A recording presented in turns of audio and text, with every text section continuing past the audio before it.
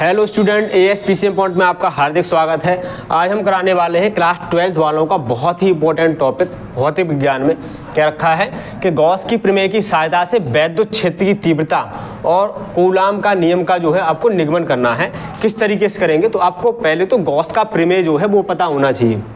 तो गॉस का प्रमेय क्या है?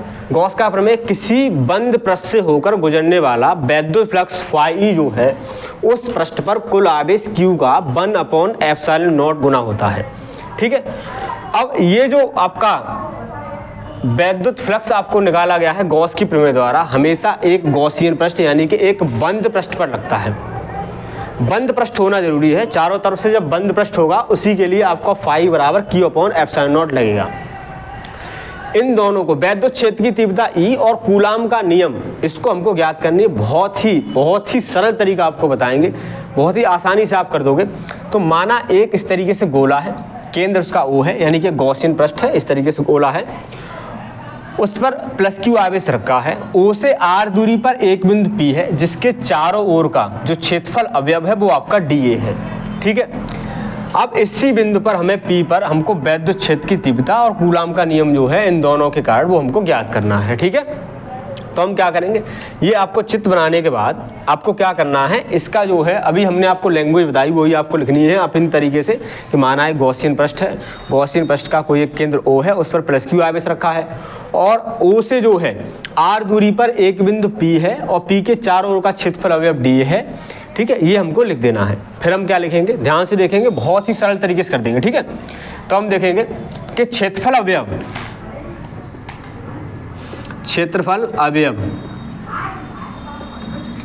dA के कारण, क्षेत्रफल अवयव dA के कारण उत्पन्न वैद्युत फ्लक्स बाहर की ओर, ये क्षेत्रफल अवयव थोड़ा सा ले लिया गया है और इस क्षेत्रफल अवयव के लिए आपको पता है वैद्युत फ्लक्स क्या होता है। क्षेत्रफल अवयव क्या रखा है ना, क्षेत्रफल अवयव छोटा सा, तो d फाई E बराबर होता है आपका EdA cos थीटा, इस तरीके से। ठीक है, या हम EdA यहाँ पर लिख सकते हैं। ठीक है, या हम EdA लिख सकते हैं कि cos फाई का वैल्यू यहाँ पर क्या हो जाता है, cos फाई, जो फाई का वैल्यू 0 होता है तो उसका मान 1 हो जाता है, तो हम लिखेंगे EdA इस तरीके से। ठीक है, अब हमको क्या करना है, संपूर्ण पृष्ठ के लिए हम देखेंगे। फिर हम क्या करेंगे, संपूर्ण पृष्ठ के लिए जब भी हम संपूर्ण पृष्ठ की बात करें, हमने पिछले वीडियो में भी आपको बताया है आपको समाकलन करना है। तो जैसे हम समाकलन करेंगे तो समाकलन ऑफ d फाई E बराबर E समाकलन ऑफ dA, यानी कि समाकलन से ये आपका डिफरेंशियल आपका हट जाएगा। तो क्या हो जाएगा, ये हो जाएगा, समाकलन हट गया और डिफरेंशियल भी हट गया, तो हो गया फाई E बराबर EA। ठीक है, इतना हो गया। अब जो A है, अब आपको दिख रहा है जहां जो A है ना, A जो है वो आपका क्या है, वो आपका पृष्ठीय क्षेत्रफल है, सरफेस एरिया है। और गोले का ये जो है, ये गोले का पृष्ठीय क्षेत्रफल है। क्या है, गोले का पृष्ठीय क्षेत्रफल। आपको पता है क्योंकि गोले का पृष्ठीय क्षेत्रफल क्या होता है, A बराबर 4πr² होता है। तो हमको क्या करना है, यहाँ पर फाई E बराबर EA जैसा का वैसा सॉरी, और एक ही जगह पे आपको 4πr² इस तरीके से लगा देना है और इसको समीकरण नंबर 1 मान लिया। अब चूंकि गॉस का प्रमेय क्या है भाई,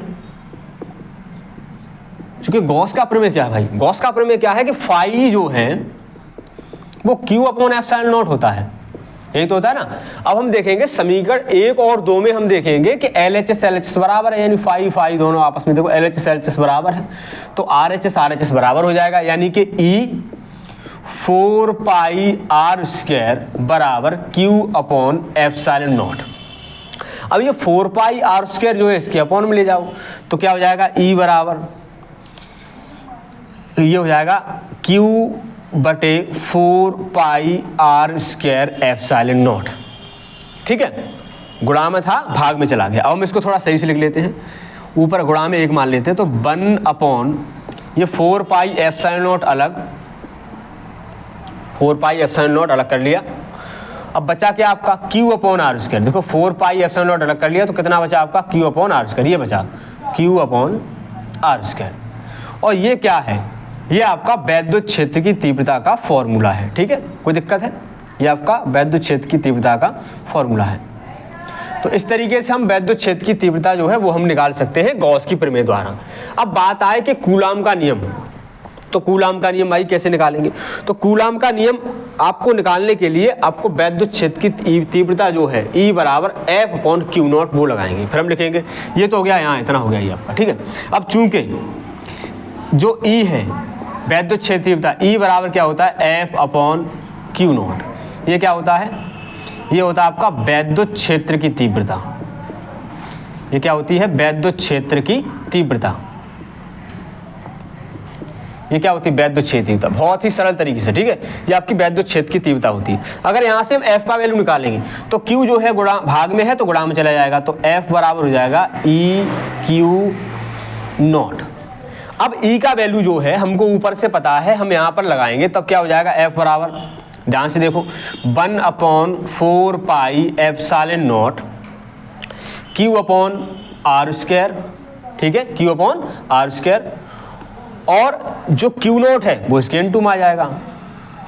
ठीक है, और ये जो है, अब आप ध्यान से देखो, F बराबर 1 upon 4 pi epsilon not Q not upon r square या Q1 Q2 upon r square, ये जो होता है ये तो आपका, ये आपका वैद्युत क्षेत्र तीव्रता होता है ऊपर वाला, और जो नीचे वाला जो हमने F निकाला है वो क्या होता है, ये आपका कूलाम का नियम होता है। ये क्या है, कूलाम का नियम, यही तो कूलाम का नियम है ना। और ये जो है ये क्या है, ये आपका है वैद्युत क्षेत्र की तीव्रता। यह क्या है, वैद्युत क्षेत्र की तीव्रता।